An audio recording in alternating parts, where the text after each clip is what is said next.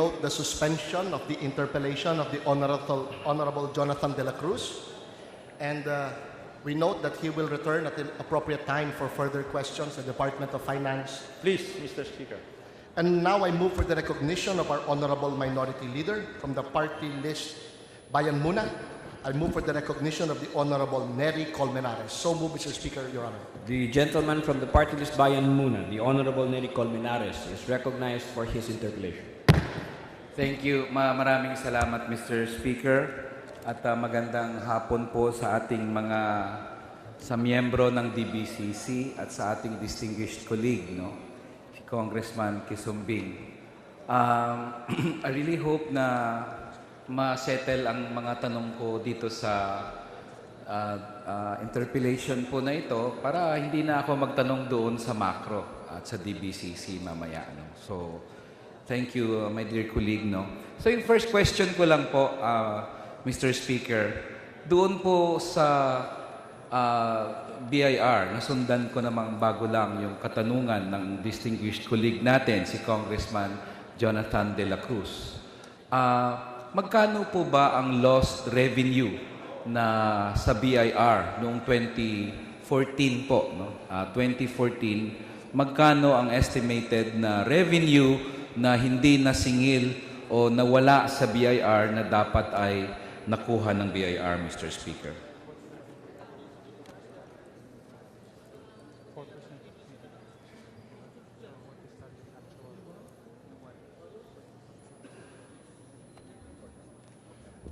Mr.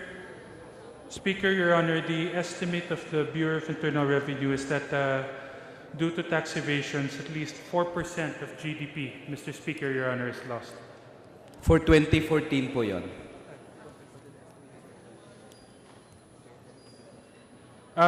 Mr. Speaker, Your Honor, this is as of 2012. There has no estimate been made yet for 2014.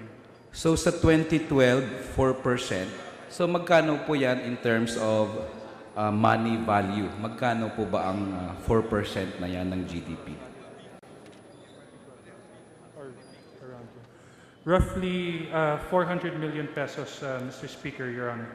Thank you. Can you repeat the answer, please? Roughly 400 million pesos, Mr. 400 billion pesos ang nawala sa BIR due to tax evasion. 2013 po sa BIR?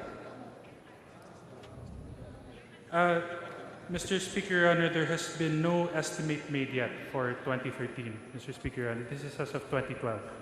Thank you, Mr. Speaker. Hindi ba conscious po ang BIR? Magkano ang hindi nakukolekta every year? I mean, if you're losing billions of pesos every year, I really hope the BIR is conscious about this and trying to find a way to stem this leakage, Mr. Speaker. And it's really, should I say, frustrating if the BIR is not aware kung magkano ang estimated loss of revenue sa 2013. Is there a change to the answer, Mr. Speaker? Mr. Speaker, Your Honor, the Bureau is very much aware of the leakages when it comes to payment of taxes, which is why they have been very aggressive, Mr. Speaker, Your Honor, with the rate program and as well as other similar programs to improve tax collection. Mr. Thank you Speaker, po, Mr. Speaker. Ano po ba ang performance rating ng BIR noong 2012, Mr. Speaker? Ilan ang sa revenue, sa target revenue ang na-achieve ng BIR noong 2012 during that period, Mr. Speaker?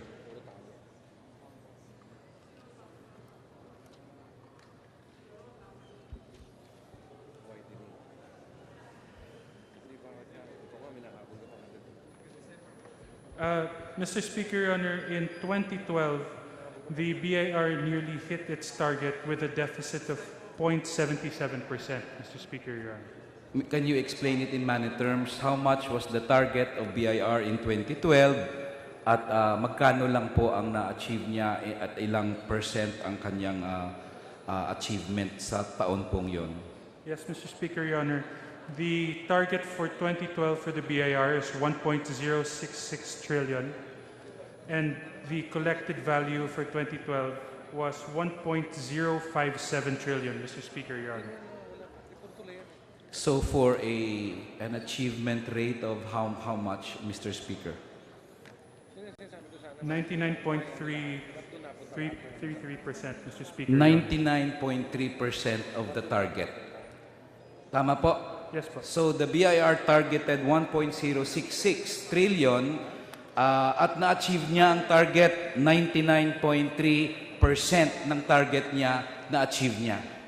Tama po. That is correct, Mr. Speaker. Dito po ba sa hindi niya na-achieve, hindi pa nakapasok dito ang 400 billion pesos na hindi niya nakolekta?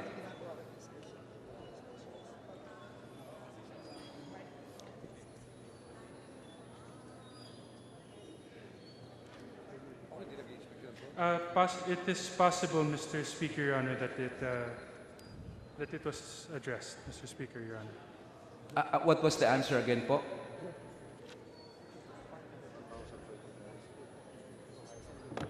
It was partly addressed, Mr. Speaker, Your Honor, because of the high efficiency, the collection efficiency of that year in 2012, Mr. Speaker, Your Honor. So included dito na. Tama Yes, po. Mr. Speaker, Your Pero Honor. kinakalculate ko po, 1.066 trillion, ang nakolek lang po ay 1.057 trillion, parang ang difference ng dalawa is about 900 million. Tama po ba ang aking calculation? I mean, if it's a 99.3% performance rating, mukhang nakolekta niya lahat except for 900 million. Tama po.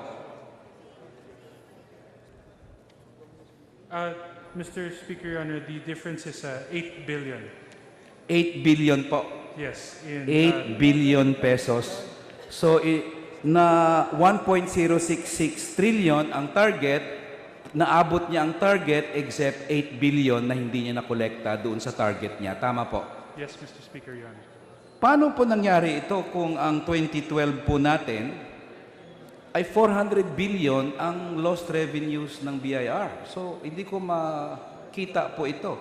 Ibig sabihin, hindi na tina-target ng BIR ang 400 billion? Mr. Speaker. Mr. Speaker, Your Honor, the estimate that was made earlier was partly addressed by the collection, but there are limitations, Mr. Speaker, Your Honor, to tax administration due to several issues such as the bank secrecy laws and other impediments, Mr. Speaker. Pero sa targeting system lang muna pa ako, Mr. Speaker. Kasi kung ang 400 billion ang loss noong 2012, dapat ang targeting ng BIR is 1.466 trillion. 1 trillion 466 billion. Pero ang tinarget ng BIR ay 1 trillion and 66 million. So parang hindi na tinatarget ng BIR yung loss itself.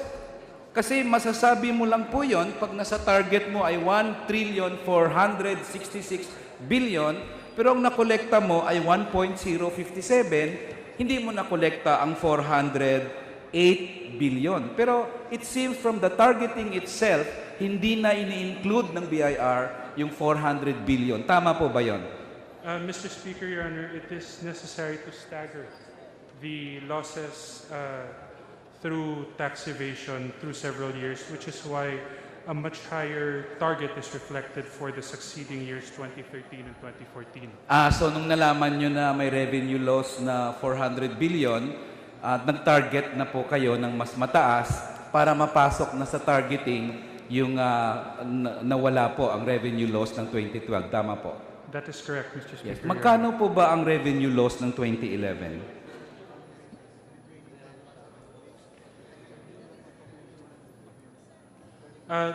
The BIR, Mr. Speaker, Your Honor, does not have an estimate for the losses in 2011 on hand, but they can provide, Mr. Speaker, Your Honor.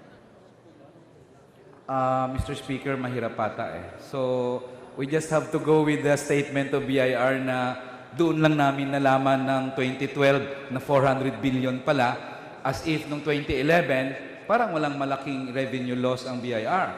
Kasi if I'm not mistaken, Mr. Speaker, ang revenue loss ng 2011 is more than 350 billion pesos.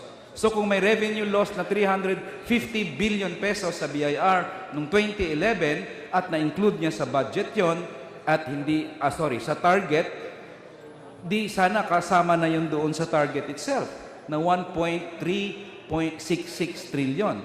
Pero hindi pa rin ho eh. So, what explains this discrepancy?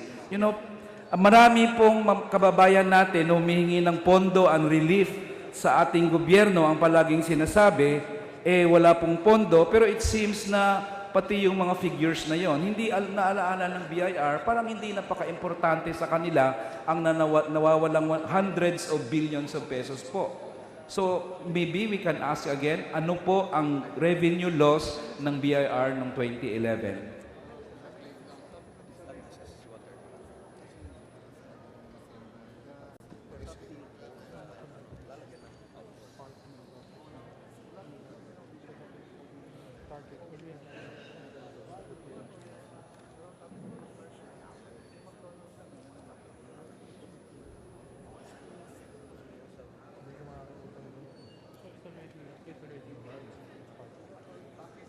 Mr. Speaker, Your Honor, the estimate of the BIR for 2011 already partly includes the potential, the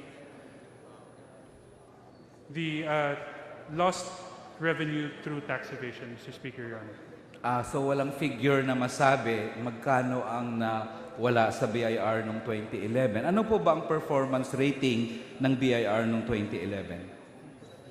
Yung official po na rating via V-target. Yeah.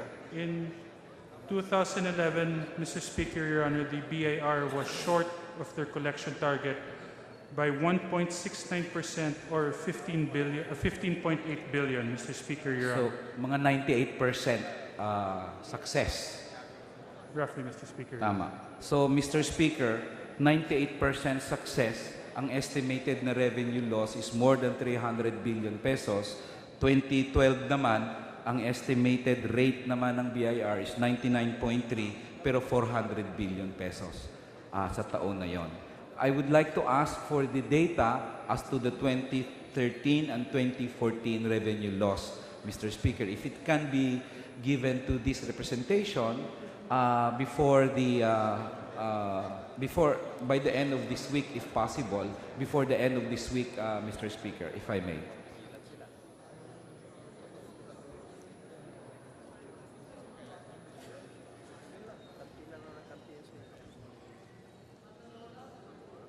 Mr. Speaker, Your Honor, the surveys that the BIR uses in conjunction with the World Bank is conducted every 3 years, Mr. Speaker, Your Honor. So the figures for 2013, 2014 are not available. When will they be available?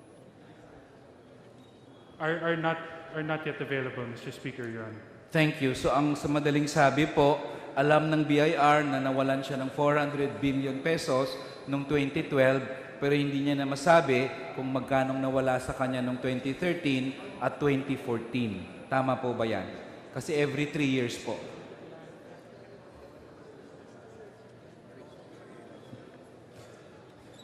I mean, I was just rephrasing the answer. So tama po. Sa 2015 natin malalaman ulit kung magkano ang revenue loss ng BIR.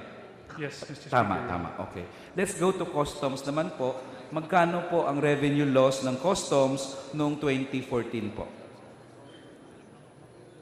Roughly 2% of GDP, Mr. Speaker, Your Honor. And in terms of money value, magkano po yan? In 2014, Around 100 to 200 billion pesos, Mr. Speaker. 100 to 200 billion pesos, which is 2% of the GDP. The estimate range, Mr. Speaker, Your Honor, is 1% to 2.8%, Mr. Speaker. 1 to 2.8% of the GDP. So from 100 to 200 billion pesos ang nawala noong 2014. Tama po. Yes, Mr. Speaker, Your Honor. Magkano po ang GDP noong 2014?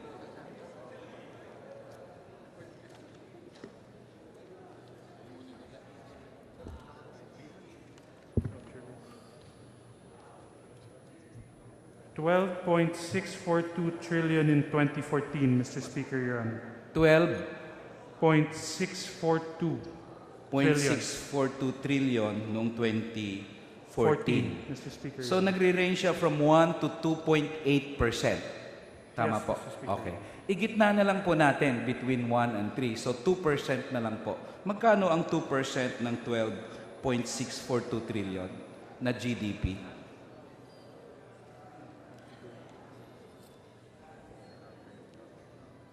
Between 220 to 240 billion, Mr. Speaker, Your Honor. 220 to 240 billion Yes, ang Mr. nawala. Speaker, Your Honor. Actually, during the hearing last week, Yusek Paul mentioned the amount of 300 billion pesos during the hearing doon sa isang komite. But in any case, Mr. Speaker, magkano naman po nung 2013? In 2013, Mr. Speaker, Your Honor, the GDP was 11.542 trillion. So mga magkano naman po ang nawala doon? Roughly about 150, more or less 150, 170 billion, Mr. Speaker, Your Okay, Honor. 150 to 170. So klaro po, hundreds of billions ang nawawala sa BIR at Customs every year.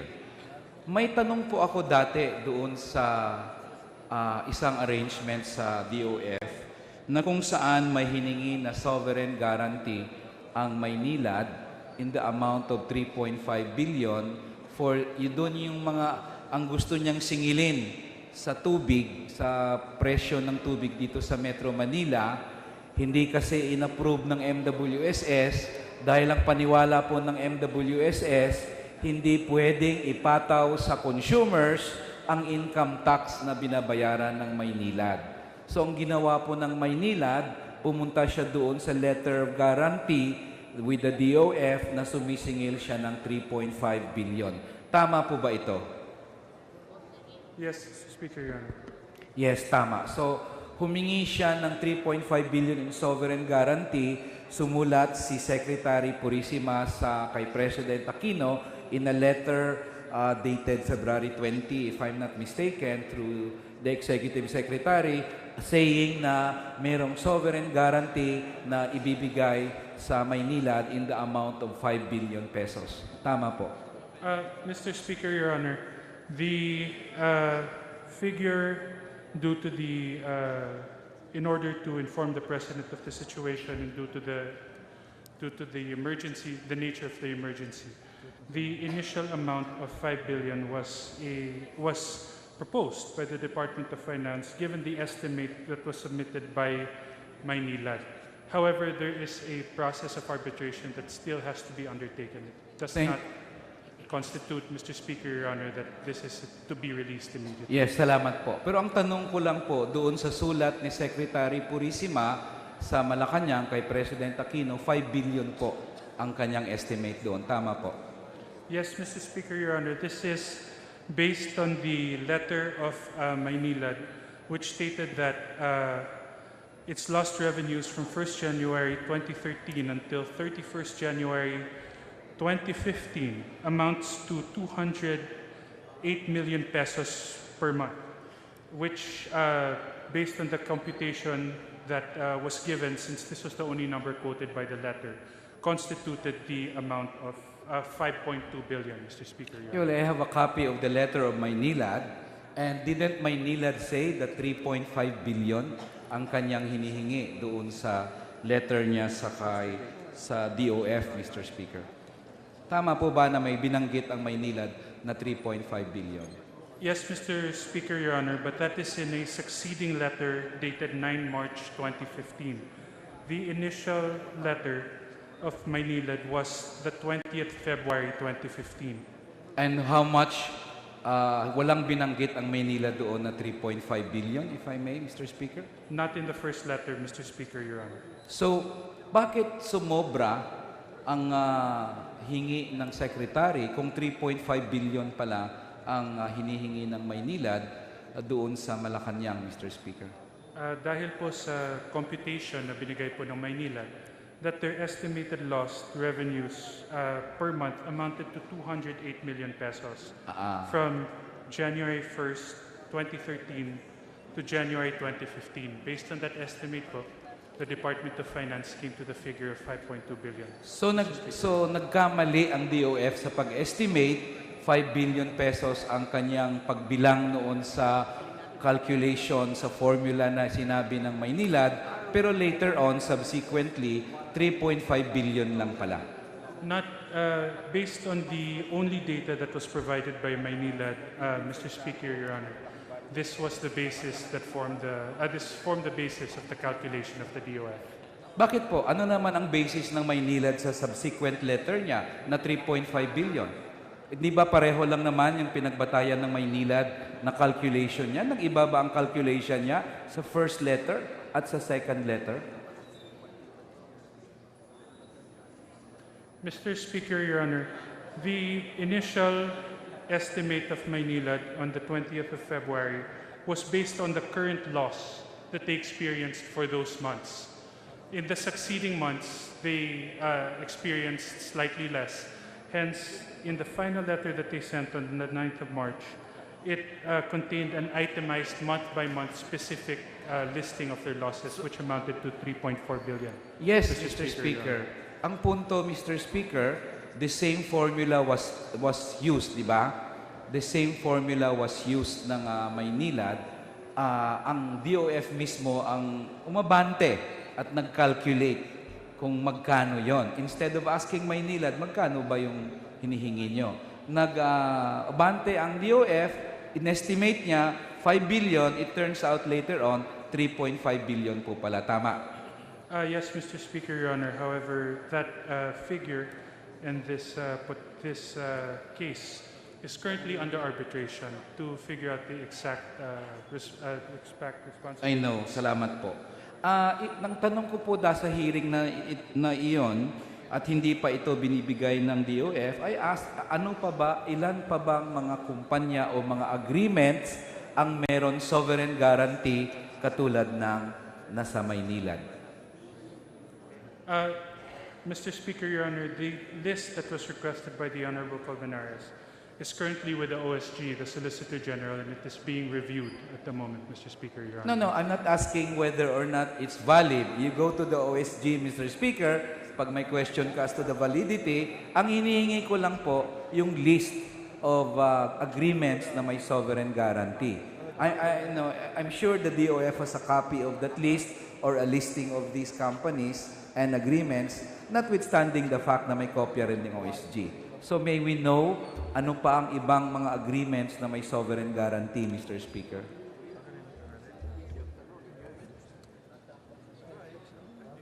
Mr.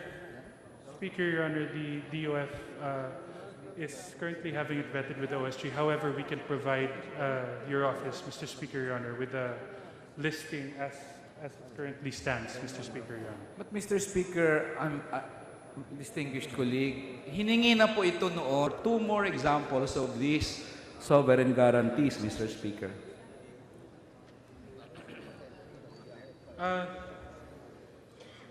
Mr. Speaker, Your Honor, we have a list that was given to us by the Department of Finance, Mr. Speaker, Your Honor. Yes, thank you. One, the agreement between the government and Maynilad. Okay, lista na po natin yan. The other one undertaken 23rd of July 2014 is for the MRT-7. The contracting parties are the Universal LRT Corporation Limited, and the implementing agency is the Republic of the Philippines through the DOTC. Okay, MRT-7, DOTC, and... On October 19th, 2009, MWSS Privatization East, 2009. So, sino pong kakontrata dyan sa MWSS na yan? Well, for the Privatization East, which is the 2009, Mr. Speaker, Your Honor, Yes. it is the Manila Water Company Incorporated. Okay, so kasama ang Manila Water. And for 2010, the MWSS Privatization West, it is the Maynilad Water Services Incorporated, Mr. Speaker. Salamat po. Ano pa yung iba? In July of 1999, the Caliraya, Botocan, Kalayaan CBK Power Plant which is the contracting parties are the Industrias Metallurgicas Pescarmona S.A. and the CBK Power Corporation. The implementing agency is the NPC and the PISAM. NPC and PISAM. Ano ito? Kaliraya? Kaliraya, Botocan, Kalayaan Power Plant. CBK Power Plant. CBK Power Plant. Thank you po. Ano pa po? In 1998, the Mindanao Coal-Fired Thermal Power Plant. Contracting parties are San Roque Power Corporation, Consortium of Marubeni Corporation, Scythe Philippines Holding Incorporated, Italian Thai Development Company, Public Company Limited. Ang implementing agency dyan? Same, Mr. Speaker, Your Honor. NPC PISAM. Okay, thank you po. Ano pa po? Mr. Speaker, Your Honor, this is a list of quite a few. If Your Honor would like, we can provide the full listing to... Gaano po kadami yan, more or less? Can you just count to me? 6, Para 12, 15, about 17, Mr. Speaker, Your Honor. 7-0. 17, 1-7. 1-7. Can you please, sige, I will give in to your request, Mr. Speaker, but can you provide this representation, a copy of that now? Para hindi ko na tatanungin. At least may kopya na lang po ako dito ngayon. It's on its way to you now, Mr. Thank Speaker, you. Your Honor. Maraming salamat, Mr. Speaker. Manila Water. Sumulat ba ang Manila Water sa DOF asking for its sovereign guarantee also in relation to the same issue I mentioned a while ago sa Maynila? Meron po ba?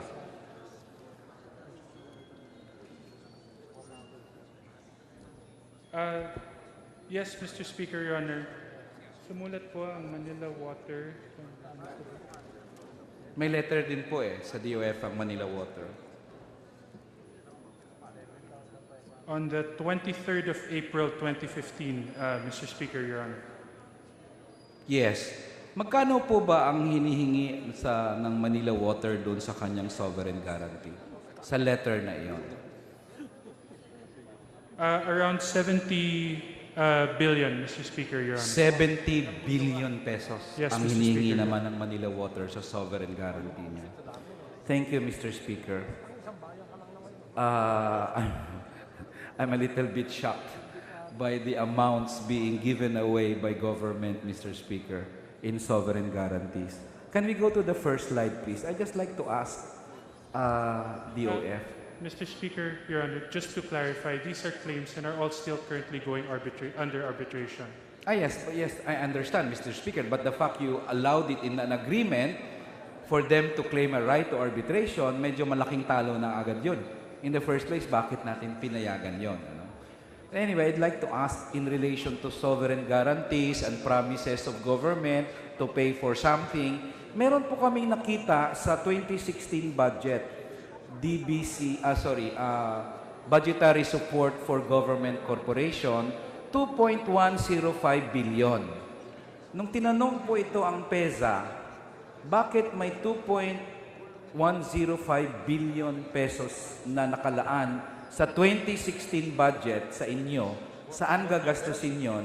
Ang sagot po dito sa amin ay bayad po yan sa kuryente ng Texas Instruments sa PESA. So, is the DOF aware of, did the DOF confirm, of course, this kind of arrangement na kung saan meron ng 2.105 billion budget na nakalaan?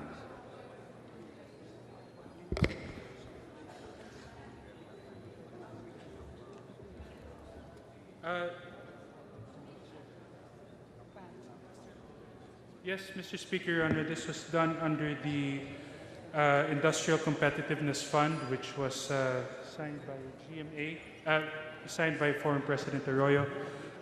It is the DTI, Mr. Speaker, Your Honor, that administers the fund, Mr. Speaker. It is Your the Honor. what? The DTI, the Yes. Department of Trade and Industry, Mr. Speaker. So, Your Honor. there is a budget of 2.105 billion to pay for the kuryente of Texas Instruments. Tama po? Yes, Mr. Speaker. Your Honor. Yes. And in the budget, it is allocated for what agency? Would you know, Mr. Speaker? Just in case you know, Mr. Speaker. Under the DTI PESA, Mr. Speaker, Your Honor. Is that so?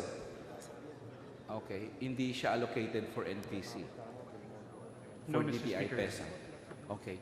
So, kailan pa po ba, are there any other budgets previously na may ganito rin pong pagbayad sa Texas Instrument, sa kuryente ng Texas Instrument, Mr. Speaker?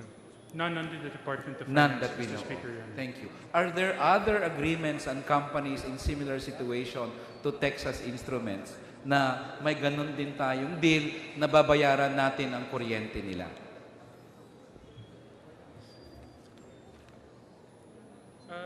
Mr. Speaker, Your Honor, there are other companies, there are 4 companies that are under this fund, Mr. Speaker, Your Honor. Maraming salamat po. May we know what are the 4 companies, Mr. Speaker?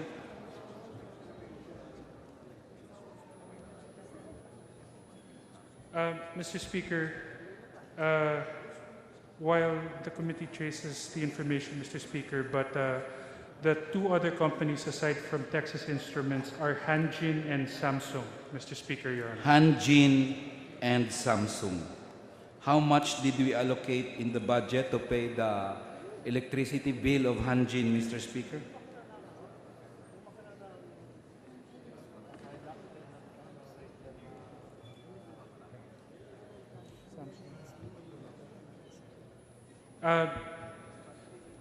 For Hanjin, Mr. Speaker, Your Honor, 1.250 billion was allocated. 1.25 billion was allocated in 2015 or is it in the 2016 budget? 2016, Mr. Speaker, Your Honor. 2016 budget. Okay, thank you po.